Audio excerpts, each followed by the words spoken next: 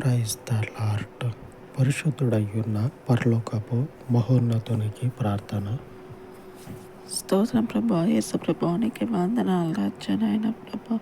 ఈ ఉదయకాలం ప్రార్థననైనా ప్రభా మీ సన్నిధి వైపు చేర్చుకోమని ప్రార్థిస్తున్నాం రాజ్యనైన ప్రభా. యేసు ప్రభా నీకే వందనాలు రాజ్యనైన ప్రభా.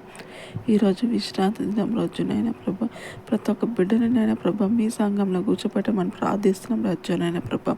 మీ వాక్యం ద్వారానైనా ప్రభా వాళ్ళ హృదయాలను మార్చమని ప్రార్థిస్తున్నాం రాజ్యనైన ప్రభా.